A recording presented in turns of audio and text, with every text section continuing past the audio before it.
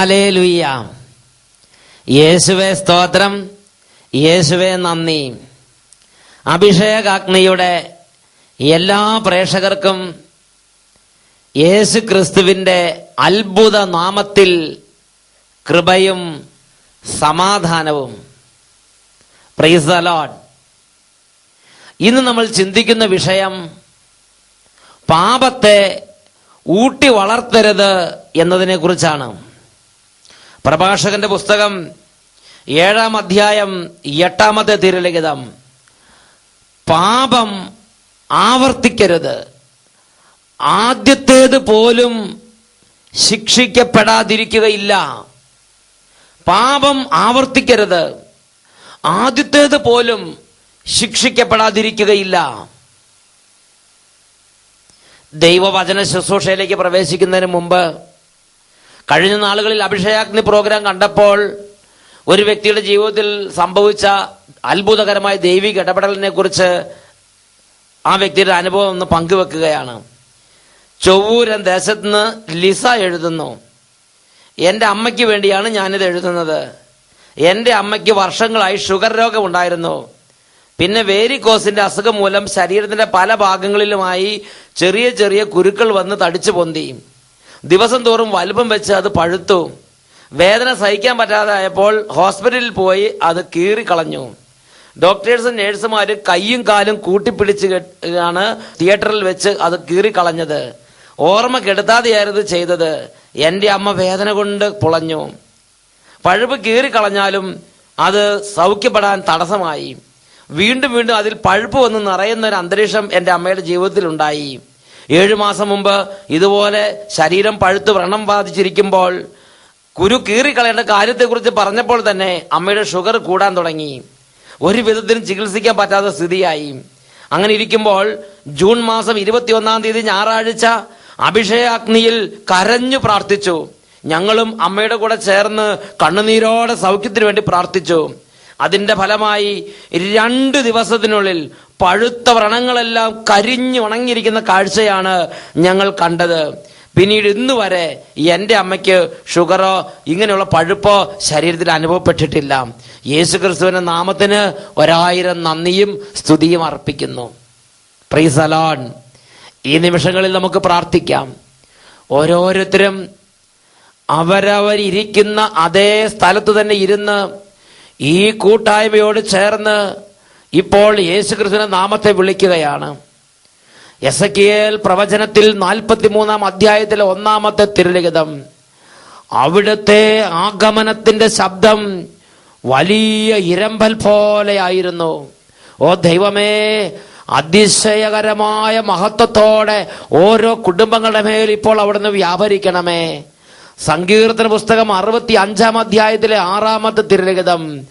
അവിടുന്ന് ശക്തി കൊണ്ട് അരമുറുക്കി പർവ്വതങ്ങളെ ഉറപ്പിക്കുന്നു.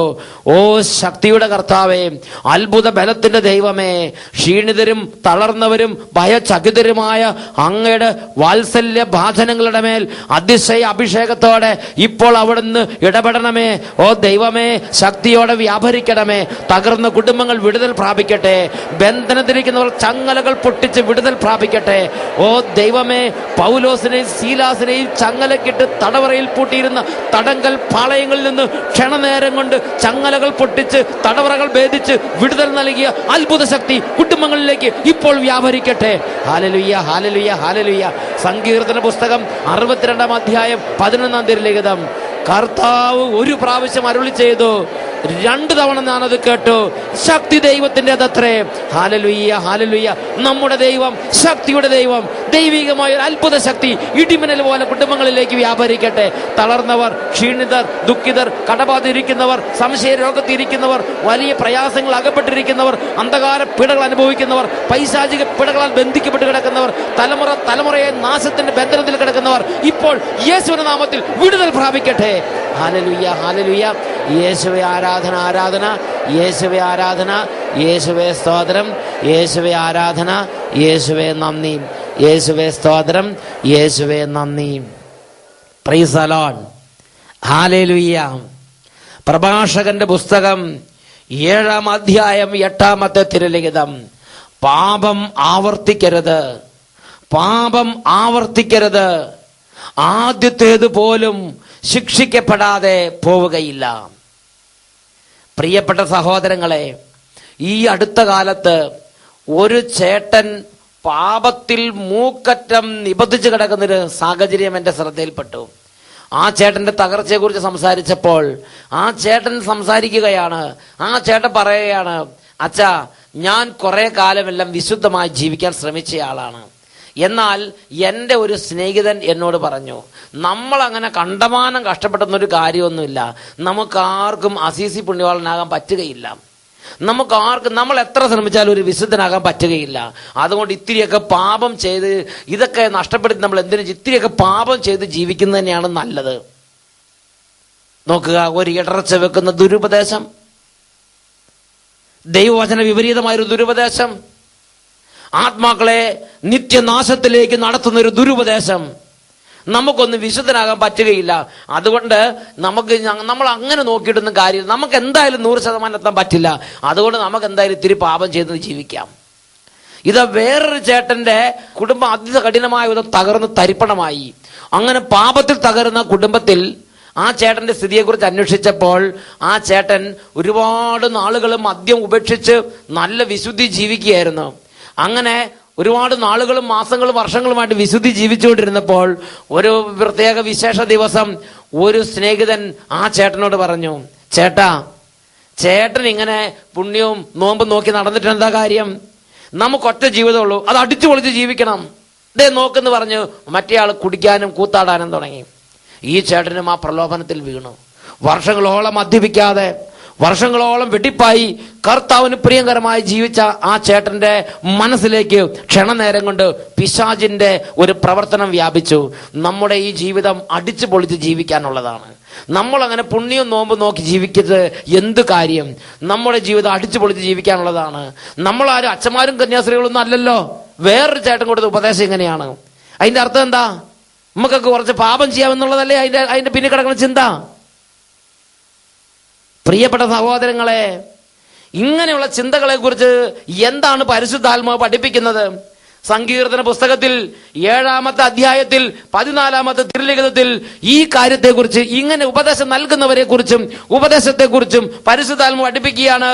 ഇതാ ദുഷ്ടൻ തിന്മയെ ഗർഭം ധരിച്ച് അധർമ്മത്തെ ഉദരത്തിൽ വഹിച്ചുകൊണ്ട് നടക്കുന്നു, അവൻ വഞ്ചനയെ പ്രസവിക്കുന്നു. വഞ്ചന നിറഞ്ഞ ദുരുപദേശം. ഇതാ ദുഷ്ടൻ തിന്മയെ ഗർഭം ധരിച്ച് അധർമ്മത്തെ ഉദരത്തിൽ വഹിച്ചുകൊണ്ട് നടക്കുന്നു, അവൻ ആരെ കണ്ടാലും അവന്റെ മേൽ വഞ്ചനയെ പ്രസവിച്ചു കൊടുക്കും. Hallelujah, hallelujah. തിന്മയെ ഗർഭം ധരിച്ച് അധർമ്മത്തെ ഉദരത്തിൽ വഹിച്ചുകൊണ്ട് നടക്കുന്ന ഒരുപാട് ആളുകൾ ഇന്ന് അനേകരുടെ ആത്മീയ ജീവിതം തകർക്കുന്നുണ്ട്, ഇടർച്ച വെക്കുന്ന ദുരുപദേശത്തിലൂടെ എന്നുള്ളതൊരു യാഥാർത്ഥ്യമാണ്. പ്രിയപ്പെട്ട സഹോദരങ്ങളെ, ഇന്ന് ഈ ഒരു പശ്ചാത്തലത്തിൽ ഞാൻ നിങ്ങൾ പാപം ചെയ്യുന്നതിനെ കുറിച്ച് എന്താണ് ദൈവത്തിന്റെ വചനം പഠിപ്പിക്കുന്നത് എന്ന് നാം പരിചിന്തനം ചെയ്യാൻ പോവുകയാണ്. ദൈവത്തിന്റെ വചനം വ്യക്തമായി പഠിപ്പിക്കുന്ന ഒരു കാര്യമുണ്ട്. അത് യേശുമിശിഹ നമ്മെ പഠിപ്പിച്ചിരിക്കുകയാണ്. യേശുമിശിഹ പറഞ്ഞു, നിന്റെ കണ്ണ് നിനക്ക് പാപഹേതുവാണെങ്കിൽ അത് ചുഴന്നെടുത്ത് എറിഞ്ഞു കളയുക. വ്യഭിചാരം ചെയ്യരുത് എന്ന് പറയപ്പെട്ടിട്ടുള്ളതായി നിങ്ങൾ കേട്ടിട്ടുണ്ടല്ലോ. എന്നാൽ ഞാൻ നിങ്ങളോട് പറയുന്നു, ആസക്തിയോടെ സ്ത്രീയെ നോക്കുന്നവൻ അവളുമായി ഹൃദയത്തിൽ വ്യഭിചാരം ചെയ്തു കഴിഞ്ഞു. നിന്റെ വലത്ത് കണ്ണ് നിനക്ക് പാപഹേതുവാകുന്നെങ്കിൽ നീ അത് ചുഴന്നെടുത്ത് എറിഞ്ഞു കളയുക. മത്തായിയുടെ സുവിശേഷത്തിൽ യേശുനാഥൻ ഈ പ്രബോധനം വളരെ വ്യക്തമായി ദൈവമക്കൾക്ക് കൊടുക്കുന്നുണ്ട്. 5-ാമത്തെ അധ്യായം 27-ഉം 28-ഉം തിരുലിഖിതങ്ങൾ. പ്രിയപ്പെട്ട സഹോദരങ്ങളെ, ദൈവത്തിന്റെ വചനം ഒരു സെക്കൻഡ് പോലും പാപത്തോട് കൂട്ടുകൂടി അതിനെ ഊട്ടി വളർത്തരുത് എന്ന് ദൈവമക്കളെ പഠിപ്പിക്കുകയാണ്. പാപത്തോട് കൂട്ടുകൂടി ഊട്ടി വളർത്തിയ ഒരു കുടുംബത്തിന്റെ ചരിത്രം ബൈബിളിൽ കാണുന്നുണ്ട്. അത് ആഹാബ് കുടുംബത്തിന്റെ ചരിത്രമാണ്. രാജാക്കന്മാരുടെ പുസ്തകത്തിൽ ആഹാബിന്റെ ചരിത്രത്തിൽ നമ്മൾ കാണുന്ന ഇങ്ങനെയാണ്. ഒരുപാട് ശക്തിയോടെ ഏലിയ പ്രവാചകൻ ആഹാബിനെ ദൈവിക ദൂത് അറിയിക്കുന്നു. ഒരുപാട് ശക്തിയോടെ ദൈവത്തിന്റെ ദാസൻ വിശുദ്ധ ജീവിതം നയിച്ച് ദൈവത്തിൽ നിന്ന് സ്വീകരിച്ച അതേ അഗ്നി ആഹാബിന്റെ ഹൃദയത്തിലേക്ക് എത്തിച്ചു കൊടുക്കുകയാണ്. ആഹാബേ, നീ ചെയ്യുന്നത് തെറ്റാണ്, നിന്റെ കുടുംബം തെറ്റായ മാർഗത്തിലാണ് പോയിക്കൊണ്ടിരിക്കുന്നത്, ഈ പ്രവൃത്തികൾ കർത്താവ് അംഗീകരിക്കുന്നില്ല, ഇത് ജീവിക്കുന്ന ദൈവത്തിന് എതിരായ ജീവിത രീതിയാണ്, ഇത് വലിയ നാശമാണ്, ഇത് കർത്താവ് അനുവദിച്ചിട്ടില്ല. ഏലിയ പ്രവാചകൻ വ്യക്തമായി ആഹാബിനോട് പലയാവർത്തി ദൈവിക ദൂതുകളെ അറിയിച്ചു. എന്നാൽ വിശുദ്ധ ലിഖിതത്തിൽ നമ്മൾ കാണുന്നൊരു കാഴ്ചയുണ്ട്. എത്രമാത്രം ദൈവിക സത്യങ്ങൾ അദ്ദേഹത്തിന് മേൽ പ്രഘോഷിക്കപ്പെട്ടാലും ശരി, അനുദപിച്ച് ദൈവവചനം സ്വീകരിച്ച് നിത്യരക്ഷ പ്രാപിക്കാൻ കഴിയാതെ പോയ ഒരു ഹതഭാഗ്യനായിട്ടാണ് ആഹാബിനെ നമ്മൾ വിശുദ്ധ ലിഖിതങ്ങളിൽ കാണുന്നത്. അദ്ദേഹത്തിന് അനുദപിക്കാൻ സാധിക്കുന്നില്ല. അദ്ദേഹം മാനസാന്തരത്തിലേക്കും തിരിച്ചുവരവിലേക്കും കടന്നു വരുന്നത് കാണുന്നില്ല. എന്താ അതിന്റെ കാരണം? ദൈവത്തിന്റെ അത്ഭുതകരമായ പരിപാലന ഇസ്രായേൽ രാജകുടുംബങ്ങളിൽ ദൈവം കൊടുത്തു. എന്നാൽ ആഹാബിന്റെ അപ്പനും വല്യപ്പന്റെ വല്യപ്പനും ഇങ്ങനെ തലമുറകളായി 18ഓളം രാജാക്കന്മാര് ഇസ്രായേലിൽ പാപത്തിന്റെ മേൽ പാപം ചെയ്തുകൊണ്ടിരുന്നു. BC 931 തൊട്ട് BC 731 വരെ ഏതാണ്ട് 18ഓളം രാജാക്കന്മാര് ഇസ്രായേൽ നാട്ടിൽ ഭരിച്ചിട്ടുണ്ട്. അവരിൽ എല്ലാ രാജാക്കന്മാരെ കുറിച്ചും ദൈവത്തിന്റെ വചനത്തിൽ കാണുന്ന എങ്ങനെയാണ്? അവർ ദൈവഹിതത്തിന് എതിരായി നടന്നവരാണ്. ദൈവഹിതത്തിന് എതിരായി ചിന്തിച്ചു, ദൈവഹിതത്തിന് എതിരായി തീരുമാനങ്ങൾ എടുത്തു. ദൈവഹിതത്തെ അവർ മാനിച്ചില്ല, ദൈവത്തിന്റെ ഹിതത്തെ അവർ അംഗീകരിച്ചിട്ടില്ല, ദൈവത്തിന്റെ ഹിതത്തെ അവർ അന്വേഷിച്ചില്ല. ആഹാബിന്റെ അപ്പനും വല്യപ്പന്റെ വല്യപ്പനെല്ലാം ചെറിയ വിധത്തിൽ പാപം ചെയ്തുകൊണ്ടിരുന്നു. അങ്ങനെ ഓരോ തലമുറ കഴിയും തോറും പാപത്തിന് ശക്തി കൂടി, ഓരോ തലമുറ കഴിയും തോറും പാപത്തിന് കട്ടി കൂടി. അങ്ങനെ പാപം പെരുകി ആഹാബിന്റെ കാലത്തെത്തിയപ്പോൾ പാപം അതിന്റെ ക്ലൈമാക്സിൽ എത്തിച്ചേർന്നു. ഇപ്പോൾ അവന് ദൈവത്തിന്റെ ദാസനെ കാണുമ്പോൾ കലി തോന്നുകയാണ്. അവന് ദൈവത്തിന്റെ ദാസന്മാരെ കാണുമ്പോൾ ഭയങ്കരമായ ഇറിറ്റേഷൻ തോന്നുകയാണ്. ഏലിയയാണ് ഈ നാശത്തിന്റെ, ഈ സമൂഹത്തിന്റെ മുഴുവൻ, ഈ രാജ്യത്തിന്റെ മുഴുവൻ തകർച്ചയ്ക്ക് കാരണം ഈ ഏലിയയാണ് എന്നാണ് ഇപ്പോൾ ഇവൻ ചിന്തിച്ചുകൊണ്ടിരിക്കുന്നത്. ഇത് രാജാക്കന്മാരുടെ പുസ്തകത്തിൽ നമുക്ക് വായിക്കാൻ സാധിക്കും. രാജാക്കന്മാരുടെ പുസ്തകത്തിൽ ഇതിനെക്കുറിച്ച് നമ്മൾ കാണുന്ന ഇങ്ങനെയാണ്: ആഹാബ് രാജാവും ഏലിയായും ഒരിക്കൽ കണ്ടുമുട്ടി. അപ്പോൾ രാജാവ് ഏലിയായോട് ചോദിക്കുന്നത്, അല്ലയോ ദേവദാസ, വന്ദനം എന്നല്ല പറയുന്നത്. രാജാവ് ഏലിയായോട് ചോദിക്കുന്നതാണ് 1 രാജാക്കന്മാർ 18-ാം അധ്യായം 17-ാം വാക്യം. ഏലിയായെ കണ്ടപ്പോൾ ആഹാബ് ചോദിച്ചു, ഇസ്രായേലിനെ കഷ്ടപ്പെടുത്തുന്ന നീ തന്നെയാണോ ഇത്? കണ്ട അപ്പ ചോദിക്കണത്, നീ നാശം, നീയാണ് ഇസ്രായേലിനെ കഷ്ടപ്പെടുന്നത്, നീ ഇസ്രായേലിനെ കഷ്ടപ്പെടുത്തുന്നവൻ എന്ന് ഏലിയായെ ശകാരിക്കുകയാണ്. ഇസ്രായേലിനെ കഷ്ടപ്പെടുത്തുന്ന നീ തന്നെയാണോ ഇത്? ഏലിയ പ്രതിവചിച്ചു, ഇസ്രായേലിനെ കഷ്ടപ്പെടുത്തുന്നത് ഞാനല്ല, കർത്താവിന്റെ കൽപ്പനകൾ നിരസിച്ച് ബാൽദേവന്മാരെ സേവിക്കുന്ന നീയും നിന്റെ പിതാവിന്റെ ഭവനവുമാണ് ഇസ്രായേലിനെ കഷ്ടപ്പെടുത്തുന്നത്. ഏലിയ ദൈവത്തിന് ദൂത് അറിയിക്കുകയാണ്. പക്ഷേ ഇപ്പോൾ ആഹാബ് എന്ന് പറഞ്ഞാൽ തലമുറകളായി 18ഓളം രാജാക്കന്മാർ പാപം ചെയ്ത് ഇപ്പൊ പാപം അങ്ങേറ്റം വഷളത്വത്തിലേക്ക് നീങ്ങിയ ആഹാബ് രാജാവിന് അവൻ പാപം ചെയ്തെന്ന് മാത്രമല്ല, അവന് ദൈവിക ദൂതുകൾ സ്വീകരിക്കാൻ പറ്റുന്നതെന്ന് മാത്രമല്ല, ദൈവിക ദൂതുകൾ അറിയിക്കുന്നവരെ കാണുമ്പോൾ കലി, ദൈവിക ദൂതുകളെ കുറിച്ച് കേൾക്കുമ്പോൾ ദേഷ്യം, കേൾക്കുമ്പോൾ പൊട്ടിച്ചാടി എഴുന്നേറ്റ് ചാടി ഓടി പോകുന്ന പ്രകൃതം. പ്രിയപ്പെട്ട സഹോദരങ്ങളെ, ഇത് പെട്ടെന്ന് ഇന്നലെ മിനിങ്ങാന്നുണ്ടായതാന്ന് ചിന്തിക്കരുത്. ഇതിന് പാപം കട്ടിപ്പിടിച്ച് പാപം വളർന്ന് പാപം പെരുകി അത് ശക്തമായൊരു ചരിത്രമുണ്ട്. പാപത്തെ ഊട്ടി വളർത്തരുത്, അതൊരു വിഷപ്പാമ്പാണ്, അത് നിന്നെ തകർക്കും. പാപത്തെ ഊട്ടി വളർത്തരുത്, അതൊരു വിഷപ്പാമ്പാണ്, അത് നിന്നെ തകർക്കും. പ്രിയപ്പെട്ട സഹോദരങ്ങളെ, ഈ ആഹാബിന്റെ കാലത്തോടുകൂടെ വലിയൊരു നാശം ആ ദേശത്തിന് മേൽ നിബന്ധിക്കുകയാണ്. ആഹാബിന്റെ ഭാര്യ, പാപത്തിന്റെ കൂട്ടുപങ്കാളി ആഹാബിന്റെ ജസബൽ, അവളും രണ്ടുപേരും ഇതാ ദാരുണമായി കൊല്ലപ്പെടുകയാണ്. ആഹാബ് രഥത്തിൽ വെച്ച് അസ്ത്രങ്ങൾ തറയ്ക്കപ്പെട്ട് അവൻ വധിക്കപ്പെട്ടു, യുദ്ധത്തിൽ ദാരുണമായി പരാജയപ്പെട്ടു. അവന്റെ രക്തം ധാരധാരെ ഒഴുകി, അത് നായ്ക്കൾ നക്കി കുടിച്ചു. ആ രക്തം വീണ വെള്ളത്തിൽ വേശികൾ മുങ്ങിക്കുളിച്ചു എന്ന് രാജാക്കന്മാരുടെ പുസ്തകത്തിൽ നാം വായിക്കുന്നുണ്ട്. പ്രിയപ്പെട്ട ദൈവമക്കളെ, ഇത് തന്നെ വിശുദ്ധ ലിഖിതത്തിൽ മറ്റൊരു ഭാഗത്ത് നമുക്ക് കാണുവാൻ സാധിക്കും. പുതിയ നിയമത്തിലേക്ക് വരുമ്പോൾ യേശുക്രിസ്തുവിന്റെ പ്രബോധനം കേൾക്കുമ്പോൾ വെറുപ്പ് തോന്നുകയാണ്. എന്താ കാരണം? ഇത് രാജാക്കന്മാർക്ക് മാത്രം സംഭവിക്കുന്ന ഒരു തിന്മയാണെന്ന് ചിന്തിക്കരുത്. ഞാനും നിങ്ങളും, ഒരു വിശ്വാസിയോ ഒരു സാധാരണ ആരും ആകട്ടെ, പാപത്തെ ഒന്നിനുമേൽ ഒന്നായി ഊട്ടി വളർത്തിയാൽ അത് നിശ്ചിത അളവ് കഴിയുമ്പോൾ, അതിന്റെ ക്ലൈമാക്സിൽ എത്തുമ്പോൾ, ദൈവിക കാര്യങ്ങൾ പറയുകയോ ചെയ്യുകയോ ചെയ്യിപ്പിക്കുകയോ ചെയ്യുന്ന സംവിധാനങ്ങളെ, വ്യക്തികളെ കണ്ടാൽ കലിയും ദേഷ്യവും, അവരെ ശകാരിക്കുകയും അവരെ കുറ്റപ്പെടുത്തുകയും ചെയ്യുന്ന പ്രകൃതം നമ്മിൽ ഓരോരുത്തരും ശക്തി പ്രാപിക്കുമെന്നുള്ളത് ഒരു വ്യക്തമായ സംഗതിയാണ്. ഇത് യേശുവിനെ കാണുമ്പോൾ ഇവർക്ക് കലി തോന്നുകയാണ്. ഉടനെ യേശു അവരോട് ചോദിക്കുകയാണ്. യേശു ചോദിക്കുന്നൊരു കാര്യമുണ്ട്. എന്തിന്റെ കേടുണ്ടായിട്ടാണ് നിങ്ങൾക്ക് എന്നെ കാണുമ്പോൾ ദേഷ്യം തോന്നുന്നത്? മത്തായിയുടെ സുവിശേഷത്തിൽ 11-ാം അധ്യായം 18-ഉം 19-ഉം വാക്യങ്ങൾ. യോഹന്നാൻ ഭക്ഷിക്കാത്തവനും പാനം ചെയ്യാത്തവനായി വന്നു, അവൻ പിശാചുബാധനാന്ന് പറഞ്ഞ് നിങ്ങൾ അവനെ കുറ്റപ്പെടുത്തി. ഭക്ഷിക്കണമെന്നും പാനം ചെയ്യുന്നത് അവനെ പിശാചുബാധിതനെന്ന് വിളിക്കാൻ നോക്ക്. സ്നാപക യോഹന്നാനിൽ പോലും കുറ്റം കണ്ടെത്തി കളഞ്ഞു. സ്നാപക യോഹന്നാൻ ഭക്ഷിക്കാത്തവനും പാനം ചെയ്യാത്തവനായി വന്നു, പിശാചുബാധിതൻ എന്ന് നിങ്ങൾ അവനെ വിളിച്ച്. മനുഷ്യപുത്രൻ ഭക്ഷിക്കുന്നവനും പാനം ചെയ്യുന്നവനുമായി വന്നു, ഉടനെ നിങ്ങൾ പറഞ്ഞു ഇതാ ഭോജനപ്രിയനും വീഞ്ഞുകുടിക്കാരനും ചുങ്കക്കാരുടെയും പാപികളുടെയും സ്നേഹിതനുമെന്ന്. പ്രിയപ്പെട്ട സഹോദരങ്ങളെ, നോക്ക്, സാക്ഷാൽ ദൈവപുത്രൻ വന്നിട്ട് പോലും കുറ്റവും കുറ്റാരോപണവും ശകാരവും വർഷിക്കുകയാണ്. സ്നാപക യോഹന്നാൻ ദൈവത്തിന്റെ അരുളപ്പാടുകൾ ജനിച്ച്, ദൈവത്തിന്റെ അരുളപ്പാടുകളിൽ മാത്രം ജീവിച്ച്, ദൈവത്തിനെ മാത്രം ധ്യാനിച്ച് ജീവിച്ച് മരിച്ചുപോയ സ്നാപക യോഹന്നാൻ അദ്ദേഹത്തിൽ പോലും കുറ്റം കണ്ടെത്തുകയാണ്. പിശാച് ബാധിതൻ എന്ന് പോലും അദ്ദേഹത്തെ വിളിക്കാൻ തോന്നുകയാണ് ഇവർക്ക്. പ്രിയപ്പെട്ട സഹോദരങ്ങൾ, എന്താ കാരണം?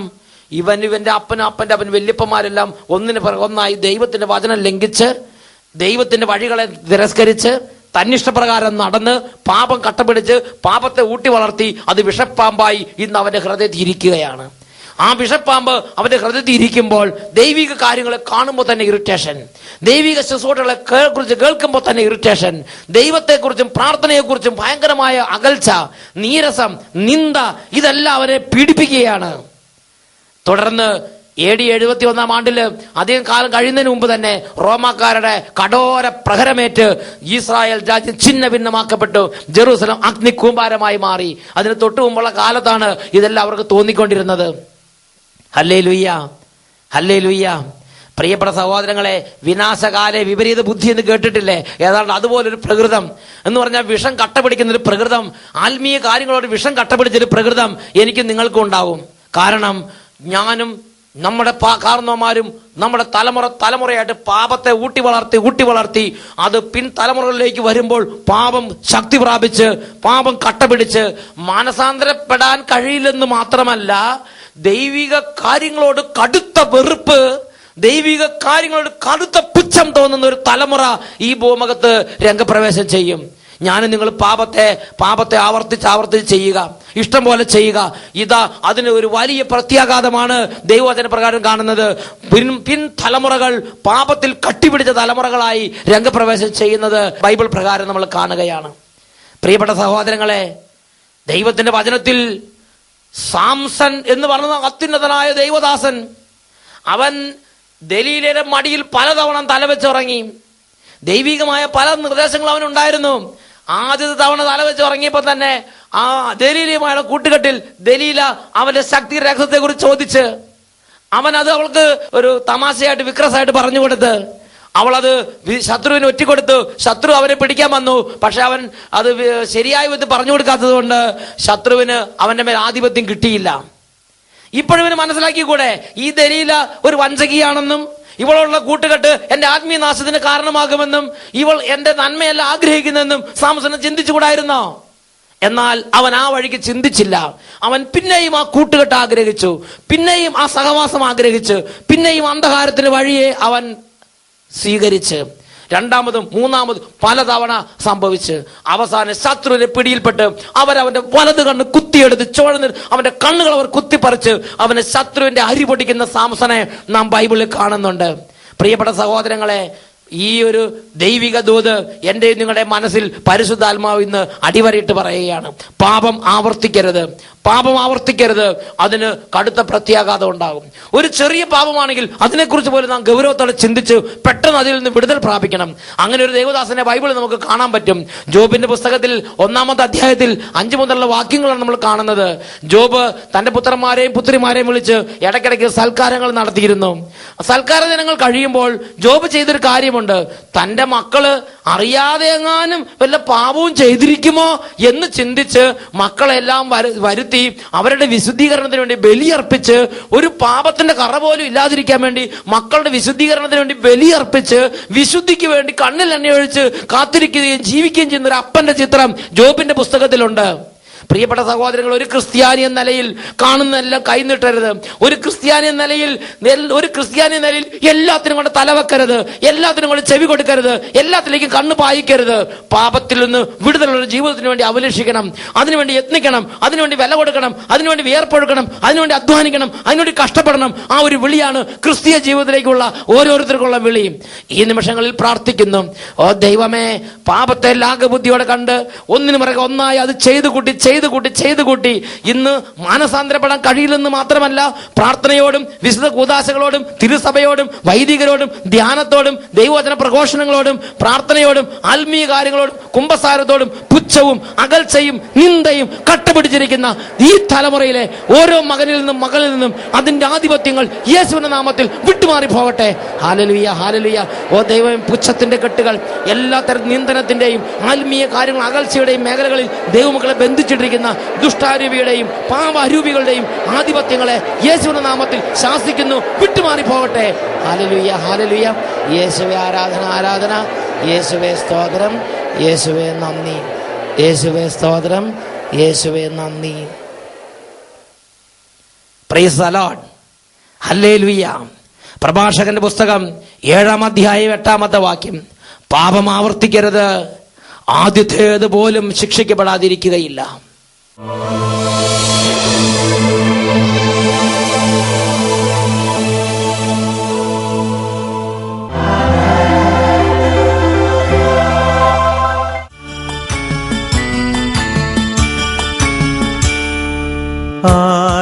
ആരാധിച്ചിടുന്നേഴ ഞാൻ ആശയാർന്നങ്ങയെ, സക്രാരിയിൽ മറഞ്ഞ നിൻ നിസ്തുല പ്രാഭവം വാഴ്ത്തുവാൻ ആരാധിച്ചിടുന്നേഴ ഞാൻ ആശയാർന്നങ്ങയെ, സക്രാരിയിൽ മറഞ്ഞ നിൻ നിസ്തുല പ്രാഭവം വാഴ്ത്തുവാൻ ആരാധിച്ചിടുന്നേഴ ഞാൻ ആശയാർന്നങ്ങയെ.